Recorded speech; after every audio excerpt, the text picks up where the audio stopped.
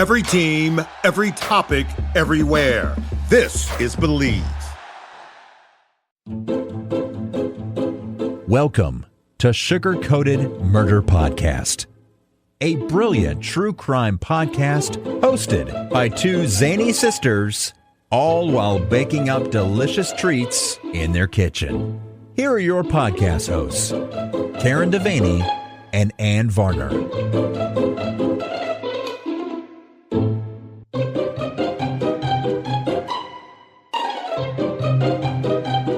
Well, Sugar, we've done it. Here we are. Oh my God. How did we do this? Video. It's the craziest thing. Yeah. We're back. We're not lost. Nobody took us. We didn't get kidnapped. No. Thanks for checking. Thanks for checking on us. Yeah. No, we've just been really busy, guys. We've got 2 books going at the same time. That's a huge undertaking. It's way bigger than we ever thought. Yeah. So stick with us. As you can see, we're trying to liven up some things. So now you'll start to see us on video, which we're completely uncomfortable with. I don't know if that's livening up things. I don't know. It's something. It's something in the nut. Remember when we first started? Oh God, I've got to sneeze. Oh, God bless you. God bless you. Oh, excuse me. Yay! Yay! First sneeze on the video because we're not editing, guys. Sorry. Oh. No, we're not editing. Oh, no. Sorry. I mean, it'll take me 2 months to get a thing out, a thing, whatever the thing is. Oh, wait. I just realized. Oh, no. I'll cut that part out. That part I'll edit. What part? The part of me saying, hold on, because I thought I needed to have Audacity, but I don't, because this is going to give me a video and an audio. Okay. So I'm good. See, we're just newbies in this little space. So anyway, you will still hear us on the same platforms we've always been on, but we are also going to be on YouTube video because that's where the kids hang out these days, I think. I don't know where they hang out, but I'm told YouTube is the thing to do. So I guess people want to see our faces to connect with us. I don't know. Are we connecting? I don't feel connected. Are we connecting? I think we'll feel connected to us. Do I need to snap my fingernails and make you feel comfortable? Yeah. So anyway, we'll see how this goes. I mean, why the hell not? Yeah. I mean, when we first started recording, our recordings were terrible and then they got better. Right. And so just expect that to happen now because we are, trying to work it out. We're trying to work it out in real time. Because we don't have a production team, damn it. Gosh, and that's our problem. We need assistants, production people, hair and makeup, wardrobe. Like we need a staff. Yeah. And we don't have a staff. We don't have a staff. We just have each other. We just have each other unless y'all want to buy us like 5,000 coffees and then we might be able to afford it. Oh my God. That would work. That's the only way I can think of. That's still a very small budget. It's still very small. Yeah, that'll get us like 2 episodes or something. So maybe. Until we start getting some sponsors, we're looking for sponsors. Exactly. Yeah. Oh my gosh. Well, we haven't done an episode since July. So we're going to be criminal. Little rusty. Very rusty. And I have this really horrible habit because I'm such a fidgety person of doing this with my nose all the time. And my glasses never feel like they're in the right place. And so I do a lot of squinting. Like people are going to see the real me. Yeah. And they're going to be like, girl, you got a whole hot mess issue going on. I know. So, but it's okay. It's all good. It's okay, guys. It's fine. It's fine. We are fine. We're okay. We're going to be okay. Quirks and twitches and whatnot. Blah, blah, blah, blah, blah. Yeah. Our bad posture. It's all right out there for all of you to see. So I feel real connected. Yes. The only thing we haven't figured out yet is how to show someone baking. Yeah, we're going to have to get a second. We have a second camera. We just have to get perhaps a second laptop. Yeah. Or something. We need a second. We need a second something. Or just a production team to come in here and work it out for us. So a second camera. Yeah. And would be. Yeah. And that way we'll have it. Yeah. So, but you did some baking. Yes. I thought I was all ready to do the baking. And then I found out we couldn't record the baking. So it's like, well, why am I going to bake again? Trick. But I thought, here's what I did. I thought that I had discovered something brilliant. I thought for sure this is it. I've created a recipe. Oh, that's fun. Yeah. I was thinking about how the holidays are coming up, and That's true. my son loves sugar cookies. Those are his favorites. So I was like, okay, well, I'd like to make some sugar cookies. Well, then I started thinking about when I was a little kid, somebody brought me a roll of sugar cookie dough as a gift. And what a great hostess gift. It's a great A hostess roll of gift. sugar Yeah. cookies is, even at Thanksgiving, because you can technically freeze it. And it will keep until it's time to slice those cookies for Christmas. And here's the other thing with Christmas rolls, with cookie rolls. Mhm. You can, if you don't want to slice them, you can roll that out and do your cookie cutters Oh, yeah. with Absolutely. the sugar cookie dough too. Yes. So yeah. So that's an I idea. thought, oh my gosh, I learned how to do the brown butter thing this past year. So why don't we do brown butter sugar cookies? Yeah. Those are going to be delicious. Yeah. Right? Yeah. So I started I found my favorite sugar cookie recipe and I started putting it together. And then I had a couple questions about the liquid. Because, when you brown butter, it's a liquid. Do I need to let it solidify? Because, if you've got melty butter, when you make cookies, sometimes your cookies will come out flat. And I didn't want my cookies to come out flat. So I did some Googling. Well, there are like 50 recipes for brown butter sugar cookies. So you weren't about to make something up. Didn't It was discover it. Yeah, no, you didn't. So We'll have to keep working on it because surely there's some kind of a recipe we can discover I don't know. Maybe. besides a recipe for disaster, which is usually the one we discover. Correct. Yeah. Here's the nice thing about this recipe, though. Another thing I learned this year, I learned a lot this past Oh year, my gosh. is that you can scoop your cookies so for this recipe, I rolled my cookies into balls and put them in the refrigerator to let them kind of harden up so they wouldn't be flat. Well, if you don't want to bake them right away, you can stick them in your freezer. And when you're ready to bake them, pull them out and bake them frozen. You just add a minute or so onto the time and voila. So how fun would it be to take a little jar filled with sugar cookie balls Oh, cute. over as a hostess gift? I think that would be lovely.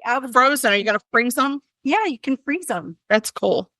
You take them over, and then whenever they want them, they pull one out, two out, whatever. But then you've already got the ball. They can have one as a truffle, which is what I would do. Right, exactly. Mama's having sugar cookie truffles. Leave her alone. So there you go. That's my almost famous recipe. That's good though. It's just a basic sugar cookie recipe, only you do brown butter instead of regular butter. Yeah. Your dough does come out a little greasy. This one called for 2 sticks of butter. Wow. So good. So this is more like a butter sugar cookie. It's a butter sugar cookie. A sugared butter cookie. Yes. And you just bake them at 350 for like 12 minutes, however long. I don't know if you'd like a soft cookie, a crisp cookie. I like them crisp around the edges and soft in the middle. Correct. Me too. So I don't know how to always achieve that. So that's Not what bad I at it. would be baking right now If we had, we a had camera to video. show me baking. that's true. Already baked them, and later we'll get to try one. I am excited. I'm sure. But in the Yes. meantime, Mhm. do you have a murder? I have a murder. Really good, because this is Sugar Coated Murder Podcast. So Yeah. So you took care of the sugar coating, and now it's my turn to bring up a murder. zap it on in. I'm gonna zap it, girl. I'm gonna zap it. Okay. So today I'm going to talk about Stacy Hendrickson. And this is taking place in 1992 in Tempe, Arizona. Okay. Okay. Out there in the Arizona. So Stacy was a student at University of Arizona in Tempe, and her roommate had gone to see her mom overnight to go visit her mother, and Stacy was at home alone. I'm sorry, I just kicked the wall. That's just part of the new video. Yeah. So anyway, when the roommate got back, she realized through some different events that Stacy was missing. Oh. She was kind of worried about her. And when Stacy had been gone for like a few hours, like a long few hours, the roommate was like, well, I don't think that she went anywhere overnight because her insulin is still in the fridge and she would not ever leave home without her insulin kit. Right. Okay. So she was like, I really think something might be wrong. The day went on and she just wasn't hearing anything from her. This is 1992. So there were no cellular devices that I don't think, or if there were, they were very rudimentary. You couldn't track somebody's whereabouts. Rudimentary. Rudimentary. That's what happens when you're on video. Excuse me. Oh my heavens. So anyway, Stacy was nowhere to be found and she was concerned about the medicine being left behind. So the roommate called Stacy's father, whose name is Raleigh. Now don't get confused. His name is Raleigh. He lives in Ohio. Oh, Ohio. okay. Raleigh lives in Ohio. He lives in Toledo. I know. Not North Carolina. No. And this takes place in Arizona. Yes. Perfect. I know. Not confusing at all. So anyway, she let him know that she was concerned that she had not heard from Stacy. So Raleigh, who lived in Toledo, Ohio at the time, called the university police to let them know that his daughter was missing, that the roommate had called him, she can't find her, and they're really concerned because of the diabetic medicine or the diabetes medicine. I don't think the medicine is diabetic. It could be, though. I don't know anymore. Hello, video. I'm stumbling. Okay. Anyway, we're rusty. It's okay. We're fine, guys. We're okay. Everybody's fine. Everybody's good. Yeah. Except what's the number to my therapist? Just kidding. He's not. Yeah. Well, he's gonna have to get over himself. So the police go over to Stacy's apartment to go talk to the roommate. They start looking around and they notice signs of forced entry in the apartment. So this really throws the roommate off. And they start processing the apartment as a crime scene. Right. Well, as they're doing that, they feel like foul play has happened. And like there are no sheets on the bed.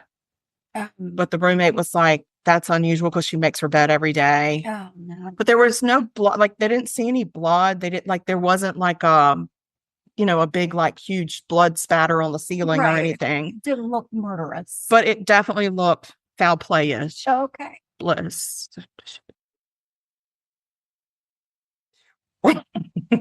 So days go by.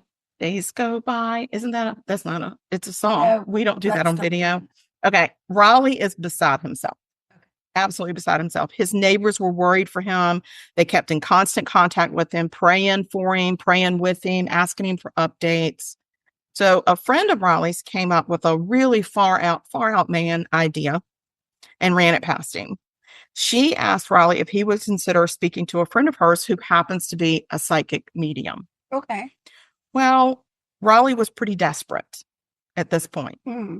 So he reluctantly agreed, even though he never really had believed in the abilities of a psychic medium. He just thought it was a bunch of mumbo jumbo. He thought it was campy and performative. Okay. They really didn't have these special powers. To each his So own. exactly.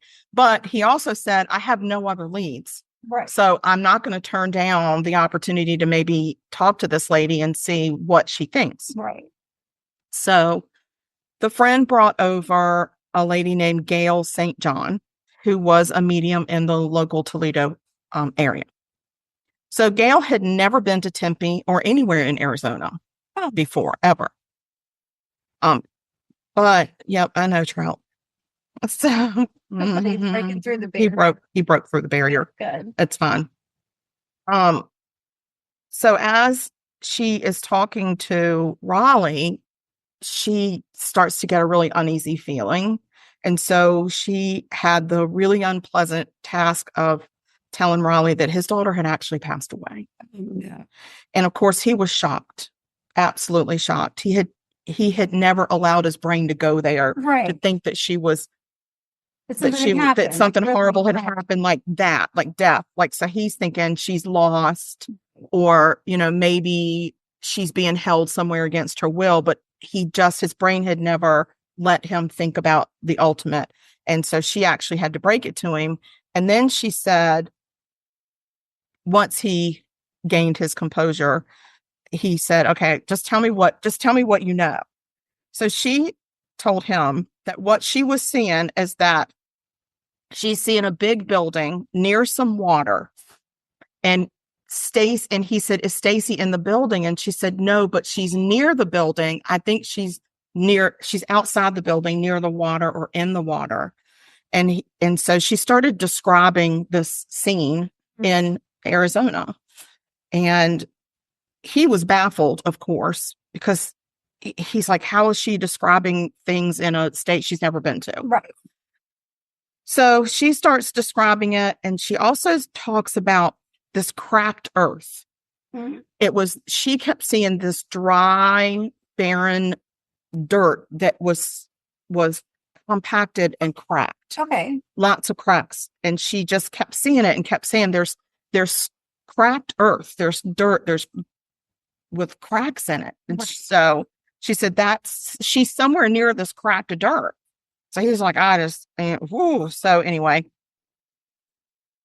he called the police and gave them, he said, you're not going to believe what I've done. I've gone to see a psychic medium and she's told me some things and I do with it what you want. Here's what she said. She had also told him that Stacy had been attacked in her apartment and taken out and killed with a gunshot wound to the back of her head. Oh, no. And so he's telling the police this, and the police are like, well, is she a suspect?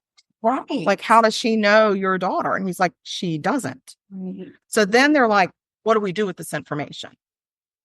Well, in the meantime, back in Arizona, the police are still searching for her and decided that they needed to interview the neighbors in Stacy's apartment building. Oh, that makes sense. I agree. I mean, So yeah. That would have maybe been my first step. Yeah. So they went to talk to the neighbor across the hall from the apartment. And the neighbor said he's never going to get neighbor of the year, this guy. So he says that he had. Charles not. He's not happy. He doesn't like the video. He's not a fan of the video. He's not a fan of the podcast, honestly, guys.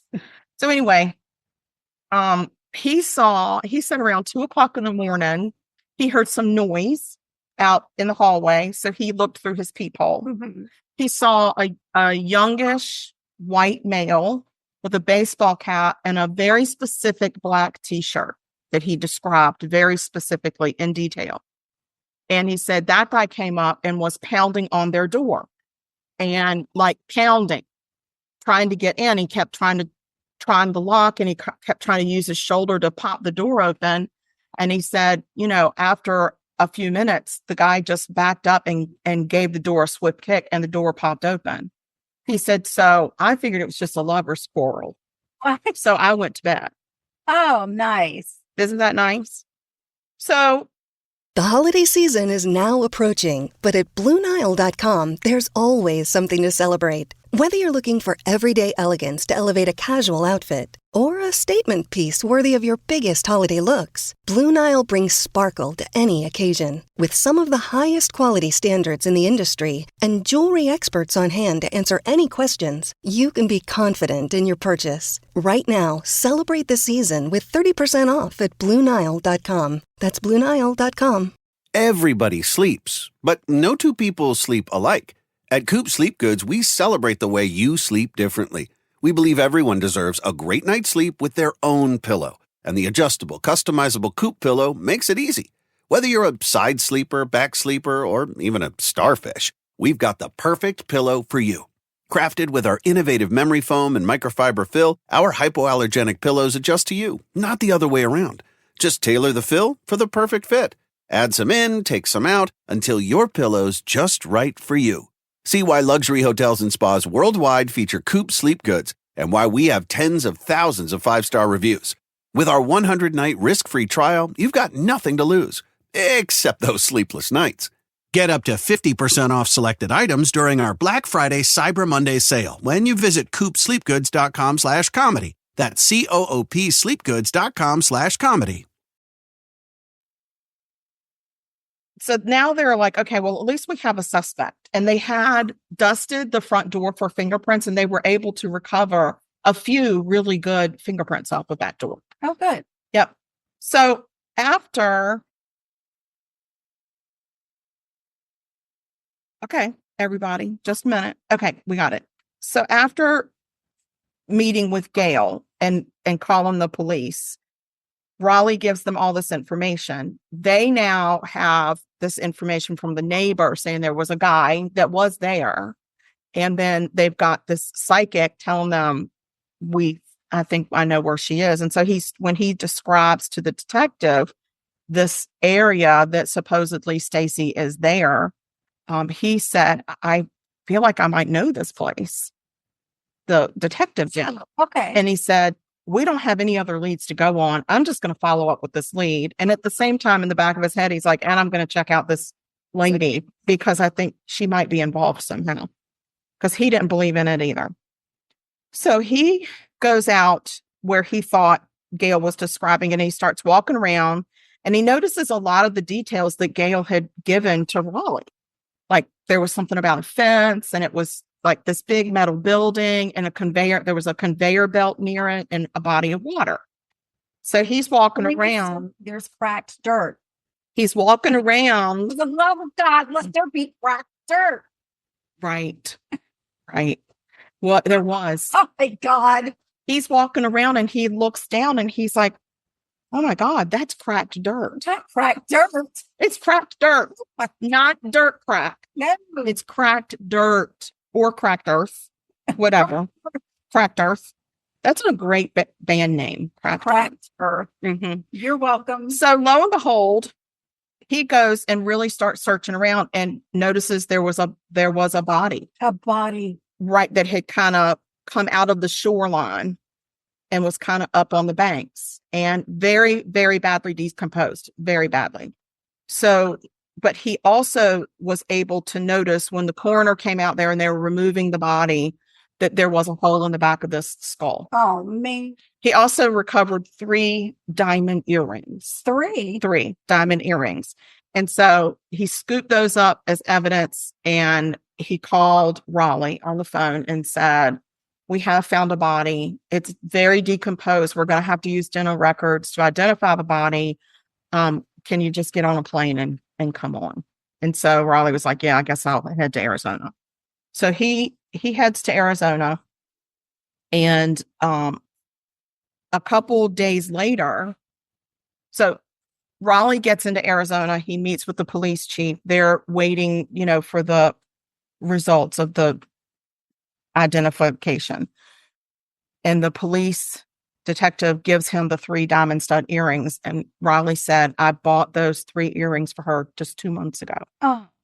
She had several holes in one ear. And so he had bought her graduated diamond studs to put in her like the one ear. So, so he was like, was she wearing these? And he said, the body that we found was actually missing an ear, but this was near the body. Oh. So it probably, her ear had probably decomposed and fell off. Ben? Well, I mean, you're talking about Arizona, so it's very hot. And then when a body is in water, it decomposes so much faster. Oh. So it's very difficult. So finally, they identify the body, and it is confirmed to be Stacy. So then they get a phone call from Gail a couple days later, and Gail is frantic. Oh. The lead detective needs to know what she has now. She either got a message or a vision or a feeling. Right. And so she tells the detective the killer is going to strike again. And he's going to kill Stacy's roommate. Oh, no. And she said, you have to find the roommate because she's not safe. He's going to kill her, and he's going to kill her tonight. Oh. So the police detective was like, is this woman a crackpot? Like, what's happening? And she also went on to say, this attacker is very mild-mannered.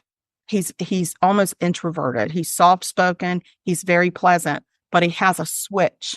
And when it flips, he gets very violent very quickly, and he's going to also attack you, detective. Uh-oh. He's like, okay, now she's like off her rocker.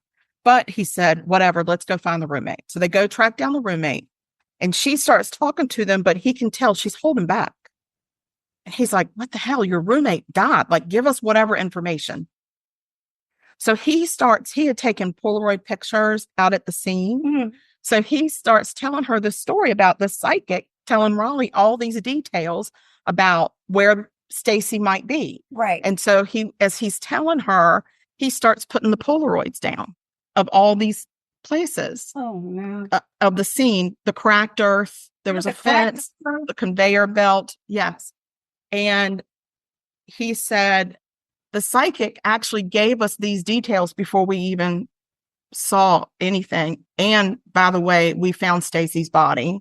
It was here. Right. So the psychic was right. And he said, and the psychic called today and let us know that the attacker is going to kill you tonight.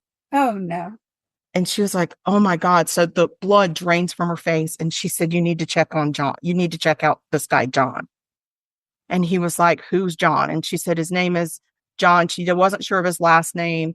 They had met him at a restaurant a couple of weeks before. He works at the restaurant, but they had just started hanging out with him. Right. And she said, he's the only person that I can think of that would have come over. And she was like, I have a date with him tonight. Dun, dun, dun. So obviously the cops were like, you shouldn't go on that date. Don't do that. So they went to the restaurant to go talk to John, and they find John, and John is so cooperative. He's very cooperative. Of course he is. Yes.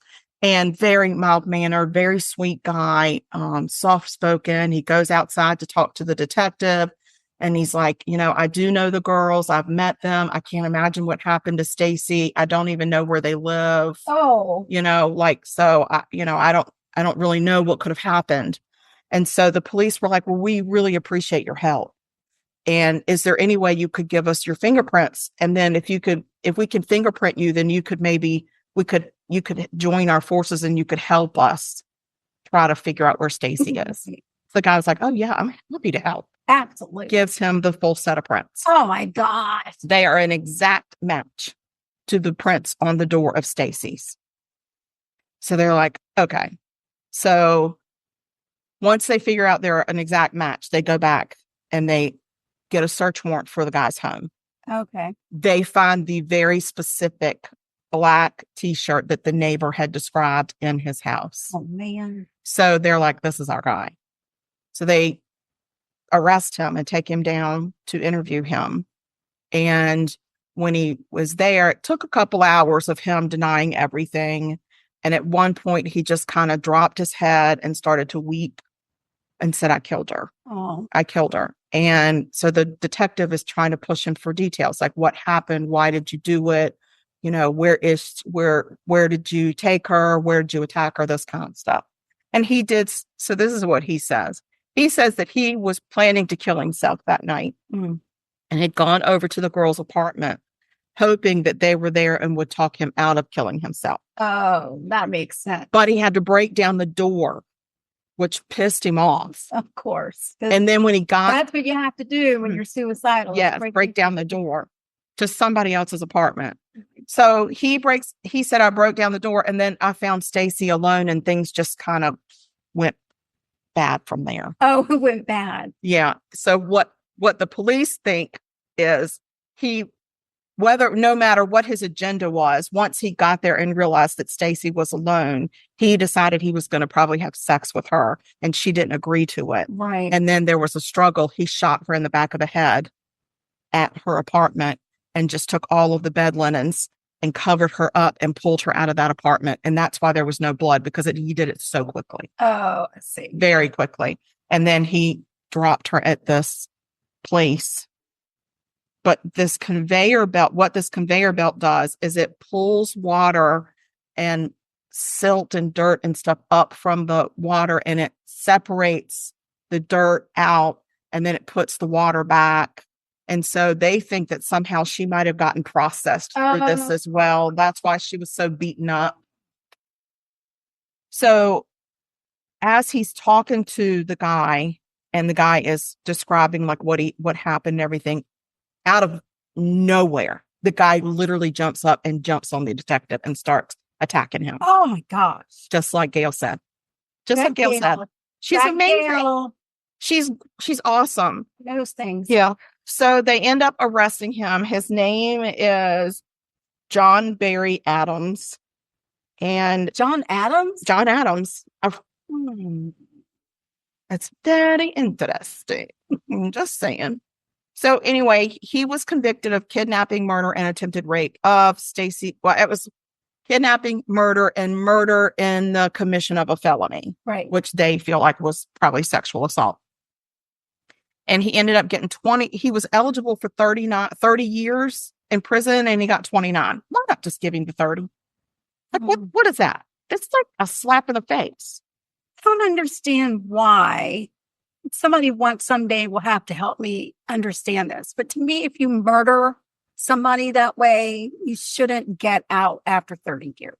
I don't think you should get out. I think But that this was in 92. A lot of laws have changed in a lot of different states. Like in South Carolina back then, life wasn't life. It was 30 years. Now in South Carolina, life means life. It actually means you 30 don't years. get out of jail. Exactly. Right. If you go in at the age of 20 and you serve your 30 years, exactly, you can still have children and do all the things. You can still do all the things. All the things that victim that you took off of this earth still can't do. Right. So my thing is, when that person rises from the dead and starts living their life that you took from them, that's when you can get out of jail. But that's not what the rules were back then. No. So he actually, I couldn't figure out if he had gotten out of jail or not. Oh, that's on video. I'm so sorry. I've sneezed and yawned on video. Dude, that's a video. We just caught her yawning during my story on video. I'm sorry. It's late. I don't know what to tell you. Look how late it is. It's very dark. It's very dark. See? Pitch black in our studio. So anyway, and so he ended up going to prison, and Gail St. John just went back to living her life as a local psychic in Ohio. Well, I mean, go to see Gail. I know, but poor little Stacy, she just was trying to live her best life. Oh. I told her to be quiet. I know. And you told me there was nothing else going on. There isn't. There must be an announcement. Tide or something. Whatever. The tide is. No. Oh, we're on. Okay. So that's my murder. Wow. I know. That was crazy. It was crazy, but I love it that it was solved by a psychic. That's the second one we've had. Yeah. I was just reading another one when I was going through some old show notes that we had a psychic solved another murder that we did. Yeah. So I remember it. trust and believe. Trust Police, and believe. The police force now does rely on them. A lot more than they used to. And Raleigh did say, he came out and said after the trial and everything was over, he was just like, if it weren't for Gail, I probably would have never known what happened to my daughter. And she saved the life of that roommate. She sure did. And he said, I think police need to start paying more attention. If you can vet them and make sure they're credible, then I think that you should start paying attention when psychics, get in touch with you, or, some police departments, they will go seek out a psychic. Yeah. But other police departments are like, so they're real dumb. So anyway, that's my murder. And what do you got for me? Would you care for a cookie? You damn tootin'. I mean, the delightful brown butter. Video. Let me see what that one looks like. Oh, that one turned out really good. I know some other ones where I had a different kind of sprinkle that I used, and it melted into the cookie. And the sprinkles when they came out? No, what you do is you roll your ball, and then you dip the top of it in your sprinkle.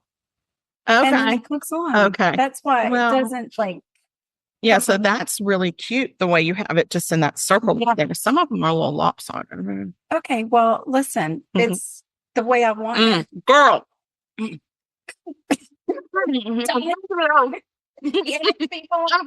On video. Anyway. The video. Cookies done. Very delicious. Share the recipe with anybody who wants to ask. It's very buttery. Isn't it delightful though? It's so good. It is like doink, doink, doink, like that. Yeah. That's what it It's a is. dunk It's cookie. like sugar cookie. Dunk, dunk, dunk. Yeah. And I had to spell that, but if we could, that's what we could call this recipe. I agree. It's a dunk, dunk, dunk sugar cookie. Yeah, we'll figure out how to spell that. Mhm. We'll ask one of our computer friends. Mm. How do you spell that? Yeah, definitely somebody smarter than us. For sure. Not difficult to find. Yeah. Mm-mm. Mm-mm. Okay. Everybody sleeps, but no two people sleep alike. At Coop Sleep Goods, we celebrate the way you sleep differently. We believe everyone deserves a great night's sleep with their own pillow, and the adjustable, customizable Coop pillow makes it easy. Whether you're a side sleeper, back sleeper, or even a starfish, we've got the perfect pillow for you. Crafted with our innovative memory foam and microfiber fill, our hypoallergenic pillows adjust to you, not the other way around. Just tailor the fill for the perfect fit. Add some in, take some out, until your pillow's just right for you. See why luxury hotels and spas worldwide feature Coop Sleep Goods and why we have tens of thousands of 5-star reviews. With our 100-night risk-free trial, you've got nothing to lose, except those sleepless nights. Get up to 50% off selected items during our Black Friday Cyber Monday sale when you visit coopsleepgoods.com/comedy. That's COOP sleepgoods.com/comedy. Well, I also wrote a murder, and I am not as good as my sister is. What do you mean? She's got it all like memorized, and I know the story, but I'm not confident enough to feel like I'm going to get it all right. So I have to read Because we have different methods of research. Yeah. And when I start my research, I find everything I can out on the interwebs. Yeah, I do too. And then I read all of it before I ever start writing. I do too. I take the same way, but then I don't retain it. Okay. I have to leave it because it's very traumatic. Okay. So I have to put it to the side. I will retain it and I will think about it I know you will. a lot. And I can't do that. And it will, I don't want to, but it will be in my thoughts at night. In the middle of the night, I'll be thinking about her and I'll be thinking about this guy and is he out of prison? Why can't I find out if he's out of prison or not? I don't just retain it. I obsess. Right. So your way is the better way. I don't know, but I have to read my stuff because I don't want to get it wrong. I don't want to get it wrong. I know. All right. So on December 1st, 1987, Andrew Gustafson, don't try and trick me. It's Gustafson. You know this for sure? Yes. He arrived home he wasn't from a trip. This is what happened. Oh, we're starting out. He was trying to get in touch with his wife, Priscilla, and she wasn't answering at home. Oh, Priscilla. And he worked just down the road. Did she go by Prissy? No, I don't believe she That's did. too bad. I believe she went by Priscilla. That's too bad because I love Prissy that. is so cute. But Priscilla's better. Priscilla at the time was pregnant with their third child. And he was very concerned when she didn't answer, number one, for health reasons. Number two, because the Gustafson's house had actually been burglarized on the 16th of November. So Andrew was like, I'm not really sure what could be going on while she's not answering.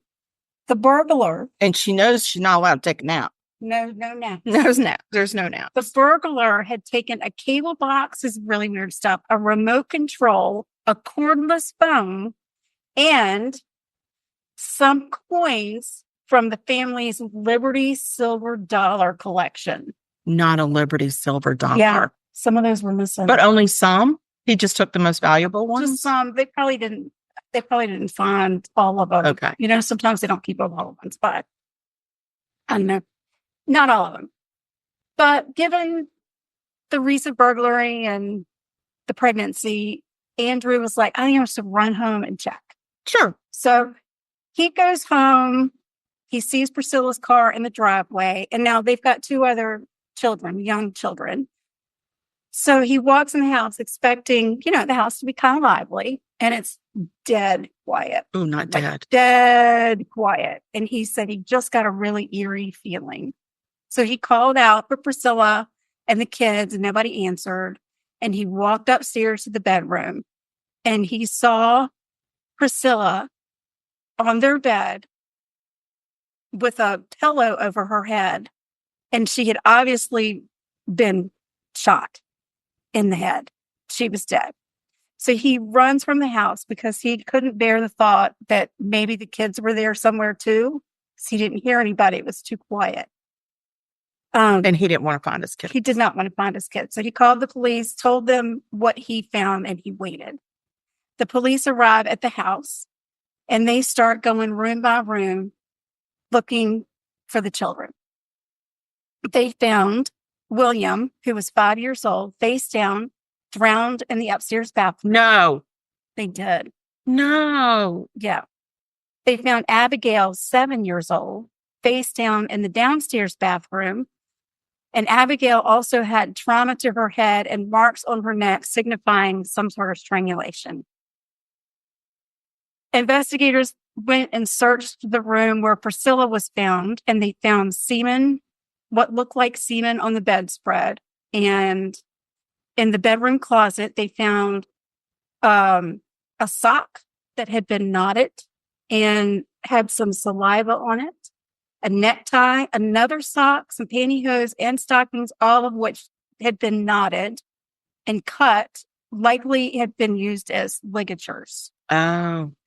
There was an open bottle of beer on the table in the bedroom, which was odd because She pregnant. she wasn't drinking beer, and a piece of a condom on the floor next to the bed.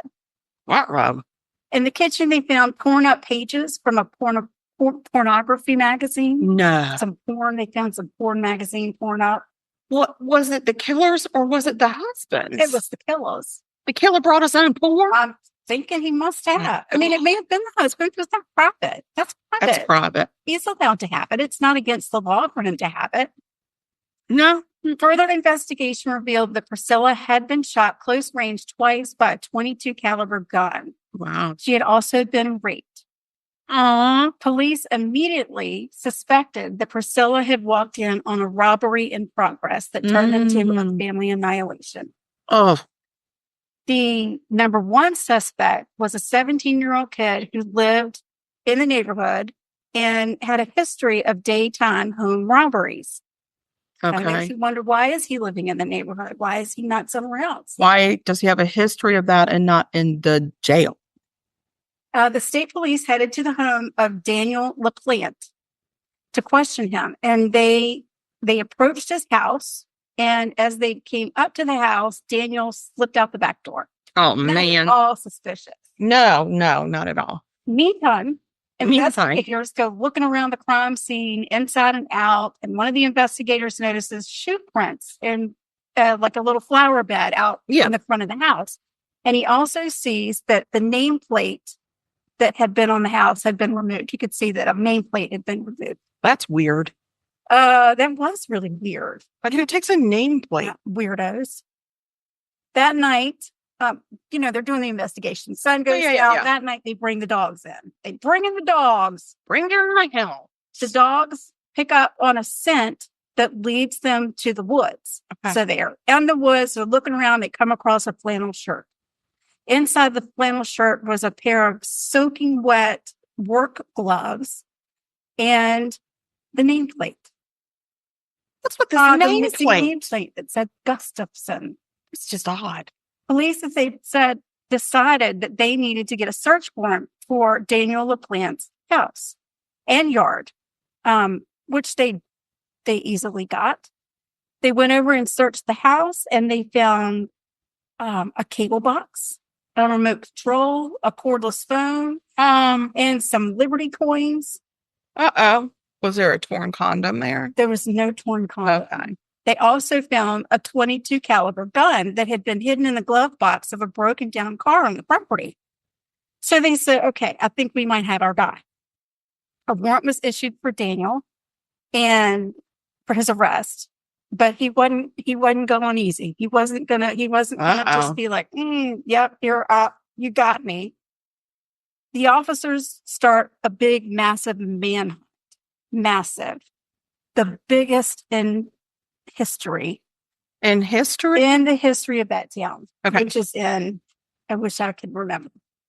Well, we don't know when they're, we don't even know the state. I think I didn't It's write the fine. state down. It's probably inconsequential. I want to say it was like Connecticut, All right. but I'll double check. I tell you.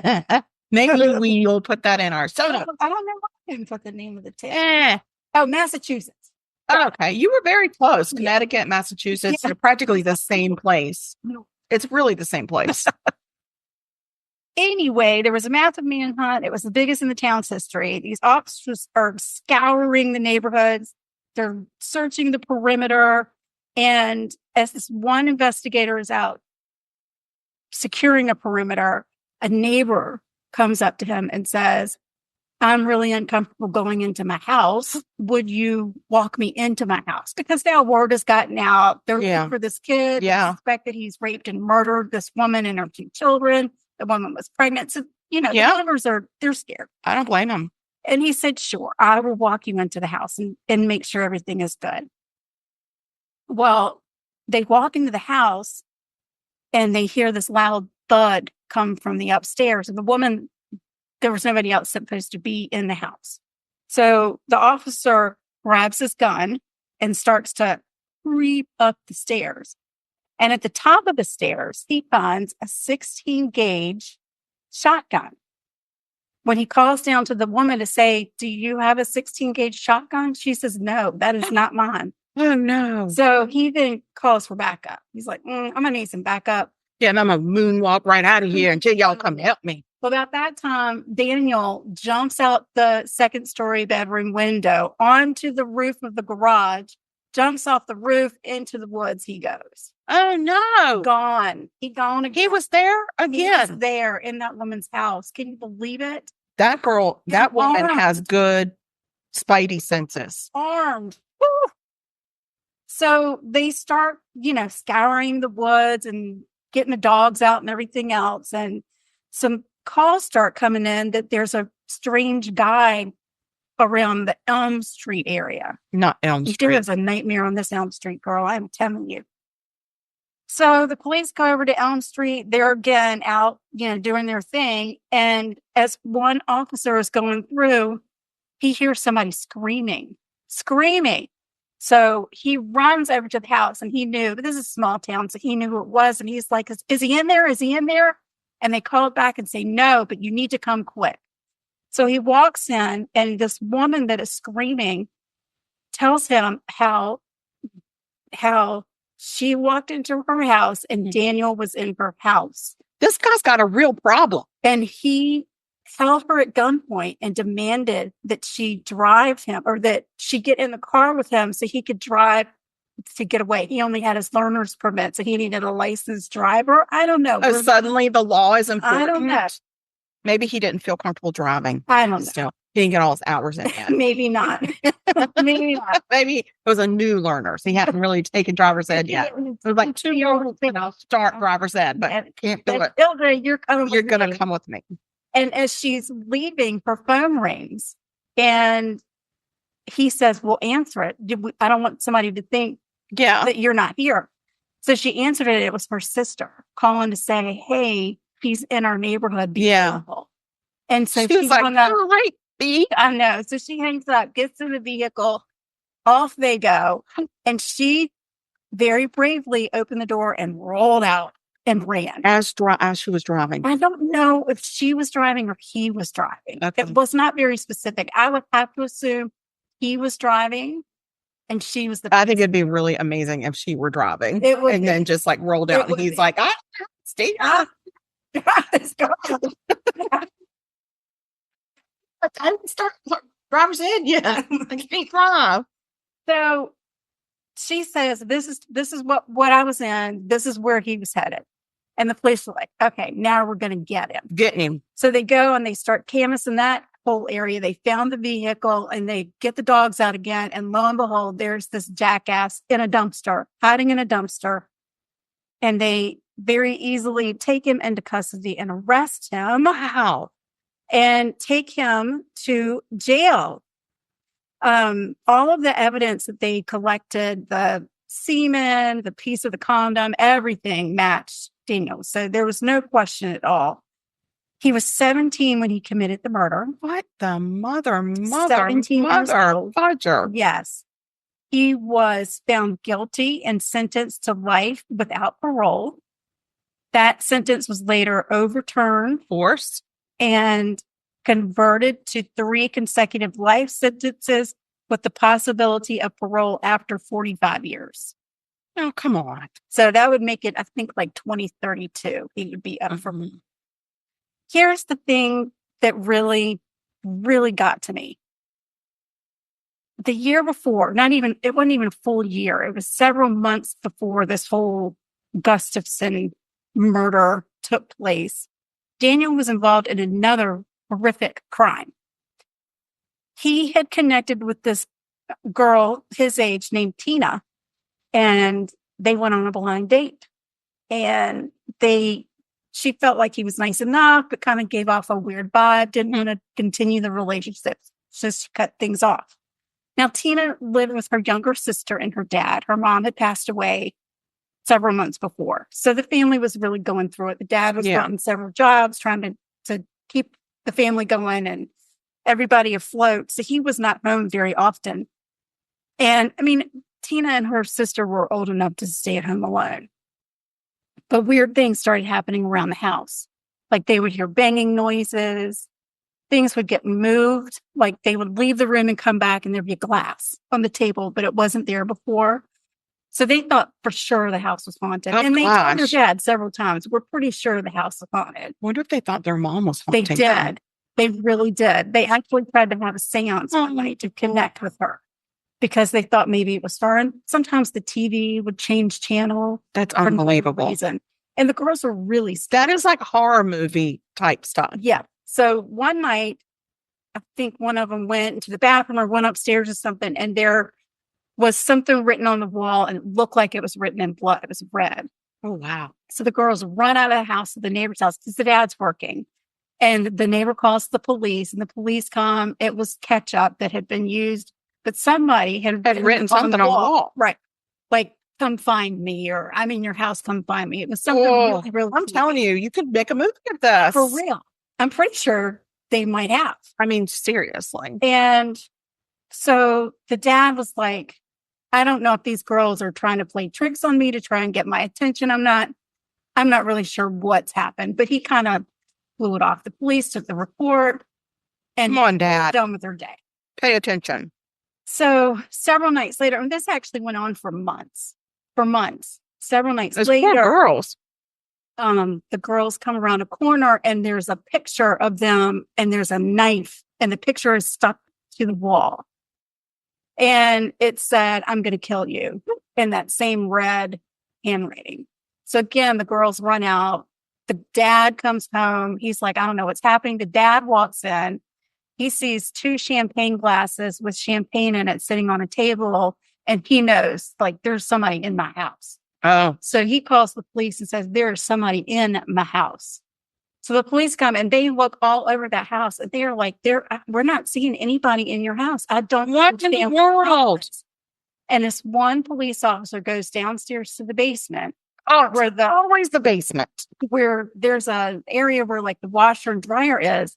And he just happens to notice that there's kind of like a dummy wall that has a space between it and then another wall. And he looks over and hidden underneath a bunch of laundry is Daniel. Daniel He was in that house. has been living in the house, terrorizing these people for months. For months, he did this to them. Why? Where were his parents? I'm not real sure they kept a real good eye on Daniel. And So Daniel why had would- been in trouble before. He was not a good kid. He's Yeah. been in a lot of trouble. Keep up with your children. Yeah. So Mm. the police arrested him. He was taken to jail. He's 16 at the time, Oh, gosh. right? And the judge lets him out on $10,000 bond. Way to go, Judge. So he's out on bail when he commits this murder. And that just That's frustrates me. that so really much. stews my tomatoes. But because it's part of his juvenile record, I was like, why aren't they doing something about Because he's a this? juvenile, but it doesn't matter. Those are, first of all, he's escalating. Oh, he is escalating. And so that right there, red flag, escalating. No, we have to do more than just let you out on your own after bond. And we have to treat you like an adult, not like a kid who's just being spontaneous. These are crimes. They're very much adult crimes. Right. So this poor family actually sold their house and moved. I mean, the dad, it cost him like thousands, $30,000 to pick up and move. I'm sure, but you would So have that to. Those poor girls, they would never feel safe in that house again. They wouldn't. And when this whole thing went down with the Gustafson murder, somebody called Tina's dad and said, I want you to know he's out and they suspect, like they're trying to catch him, but like be careful of where you are. And he actually took his children, went into hiding. They were terrified that he was going to come in. This just destroyed them. Oh my gosh. So that really was. And this was how long before the other lady got murdered, Priscilla? It was less than a year. It was the year before, like in 1986, but it was less than a year between the two. That's unbelievable. It is unbelievable. Unbelievable. See, I get really mad at this stuff. And then I think whoever made this decision to let that kid out on the street needs to be held accountable for the damages that he caused whilst. And I feel certain that judge probably had a tremendous amount of guilt. I would like to find out his name and I would like to call him and ask him. I'm sure. You feel guilty, buddy? I'm sure. Do you feel any guilt at all? Because I'm going to need to know. So Priscilla was a nursery school teacher. Her husband, Andy, is a lawyer. He lost his whole family. And he had actually just closed on a big deal, and which is why he was trying to get in touch with Priscilla. He was going to see if maybe she could get a babysitter and they could go out and celebrate. And instead, he went home to and walked into a nightmare. Sure. But Andy has moved on, and he has since remarried. Okay, Andy. And he still wears his wedding ring from his marriage to Priscilla on his right hand because he never wants to forget that first family that he had. I mean, they were just ripped from him. Ripped. And I'm back in that age, back in the Stone Age. Back in the Stone Age.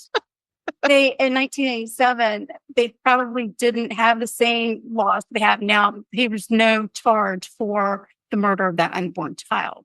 Oh, yeah. But and I think today that would probably be different. Probably. And I don't understand why it wasn't capital, but it's because of his age. Yeah. And because probably capital murder, I think, is premeditated. And I think that now he could have gotten murder and then that whole murder while committing a felony. Felony, not a felony. I don't know what a felony is. That's like a melody. Melody felony. It's a melody felony, guys. Something else for the dictionary that one day we will release that's just our vernacular only. Yeah. Yeah. So that is the tragic story. Well, R.I.P. Priscilla and her babies. Abigail and William. And then the unborn. And the unborn baby. Just a horrible thing. Terrible. Some punk ass kid neighbor. I'm telling you. On gas. And I have an issue with his parents. Sorry, I know you're not supposed to blame the parents for the behavior of the kid, but keep up with where your kid is. That he committed during this time period. There were several home burglaries that he's involved in. If that's your kid, keep him under lock and key. Take notice if he's not spending the night in his bed.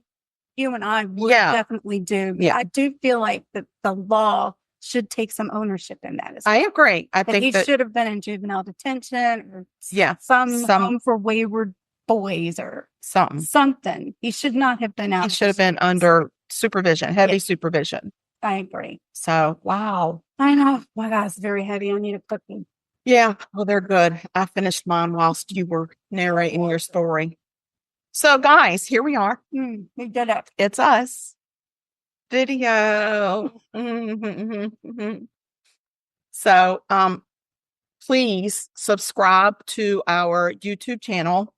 Follow us, subscribe, watch us. If you don't want to watch us, just put it on and play it and then don't look at the screen because We can get still it. Listen to us in your car. You don't have to look at the screen. That's true. That's very true. I mean, but I'm missing an awful lot. I'm not looking at the screen. exactly. But we need subscribers on our YouTube. And I think our YouTube channel is called Sugar Coated in the House. Well, that's really important. It's you got it. I'll wrong. put it in the show notes, but you won't know where to find us. So I'll definitely put it on social media what the real name of it is, because it's been so long since I set it up with this idea of us doing video. And then we were like, no, we're not doing that. Yeah. So I think I called it Sugar Coated in the House, but I'll definitely let people know. Yeah. I'll call each and every one of you. Everyone. I'll Just send me your Sugar phone Coated number. in the house, y'all. Send me your phone number. I'll call each of you and let you know personally where it is, because that's what I do. You can always email us if you couldn't find it. We really need we need to listen our email, guys. We need to know, did we go too long and we don't have any more listeners? Well, if we don't, we will. They'll come back. I agree. I just need to know, is anybody out there? There. Here we go again. They're out there. They're wondering where the hell we've been. I know. Well, we went missing. We went missing and now we're back. We're back. So we love you guys and we're happy to be back. We're happy to be in our sugar-coated studio right here in the house. Oh, it's very sophisticated. It's so sophisticated. You don't even know the technology it took to do that. No idea. So, but we love you. We're happy to be back. We're happy to be behind the mic again, in front of the camera. We'll but remind you in the kitchen, baking and doing this. Remind you that if you kill people, we will talk about you. Wait, what's the rest of it? Stay sweet and don't murder. If you kill people, we will talk about you. That's the one. That's it. That's the one right there. The original. That's the original tagline. And stay sweet and don't murder. That's it too. Whatever. Peace out. We love you. Bye. Have a good week. We're just going to be sitting here for the rest of our lives. A little awkward. This has been Sugar Coated Murder Podcast, a deliciously entertaining true crime podcast. Like what you heard? You can always explore past episodes by visiting sugarcoatedpod.com. Don't forget to like our Facebook fan page and share with friends. Thanks for listening to Sugar Coated Murder Podcast.